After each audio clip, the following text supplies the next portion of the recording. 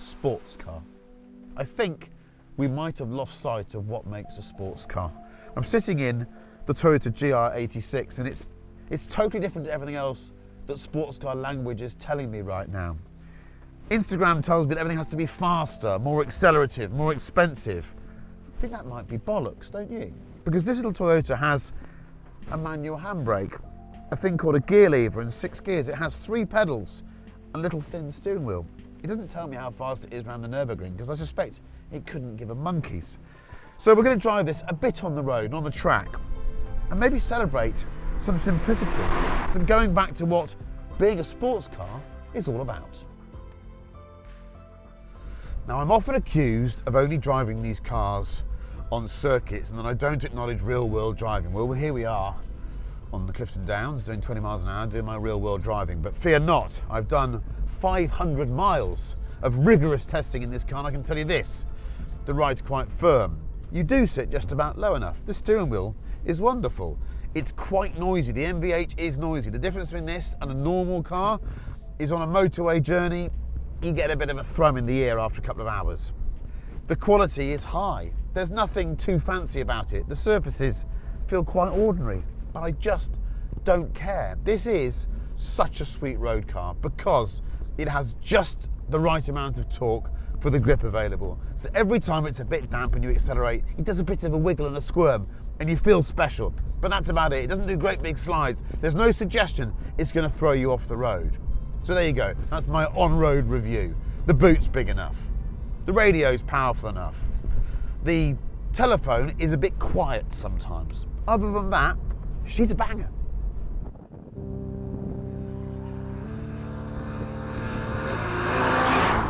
Right, here's a bit of very basic Monkey Harris philosophy. I do believe that the older we get, the more accommodating we become. I try and see the good in as many things as I can now. I try to be adaptable.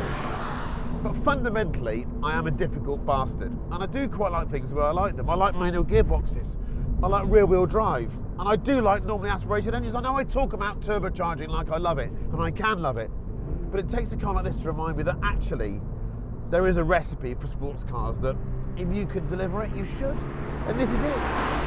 I've driven so many supercars this year that have got steering wheels that are too thick, that have paddle shift gearboxes I don't like, that have steering that doesn't move around in your hands at all. And yet this £32,000 Toyota nails it all. It's better than all of them. It does make you wonder, doesn't it?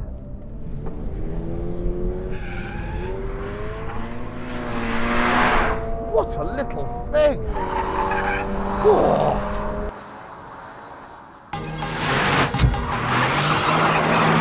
Have you ever wondered what car is fastest? Well, we're going to show you. I'm Chris Harris. This is Landau Laps.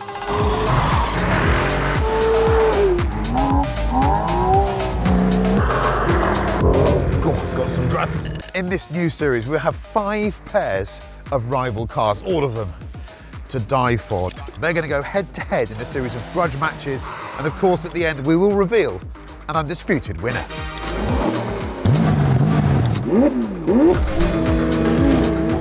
Me, this is a wild ride. Where'd you got, guys? 50-60. Quickest so far. Timing, energy. Whoa, this is going to be a quality dust-up.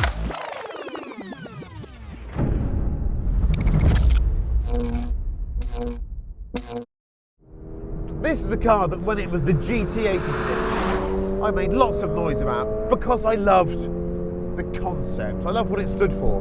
Affordability, rear-wheel drive.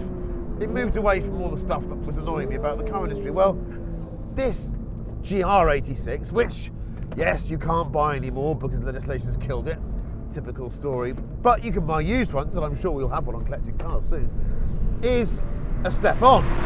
A 2.4 litre engine. I've got 30 more horsepower. I've got more than 30 foot-pounds of torque, but crucially, whereas the peak torque output was reached at about 6,500 RPM in the old car, this time it's below 4,000, which totally transforms the way it drives. Why have I not driven one of these things before? It's absolutely superb. Right now, now I can apply everything in third and fourth, and most of it in second as well. So I don't need to leave the systems on to demonstrate anything. I can just drive the car as I want to. What have I got? When I turn the wheel, the car rolls. Yes, the structure's stiffer, suspension's a bit stiffer, but it's still ultimately quite a softly sprung car, and I love that because roll is a message to your bottom that you're cornering and how much cornering grip you've got, and also helps you feel your way into the road surface. This car is definitely giving me information about the grip levels as they change on the circuit. You don't get that very often these days. You used to get it the whole time. Every time I get a bit of oversteer, it happens quite predictably and slowly, so I can basically adapt with some steering input. There you go. Lovely. This engine is completely different to the one in the GT86 because it's got enough torque to get you up the road without you just thrashing it and feeling that your efforts are not worthwhile. Doesn't sound brilliant, I have to say, but so much more effective. Oh, I tell you what, a lot of car makers have really got the wrong idea. They need to go and drive these things because this is just fantastic. Disappointing parts, it's got a massive amount of flywheel weight on it.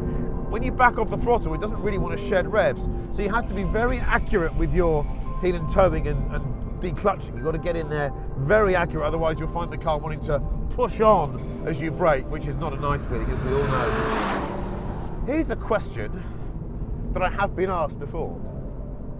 If you couldn't afford a 991 Touring GT3, what car would you buy?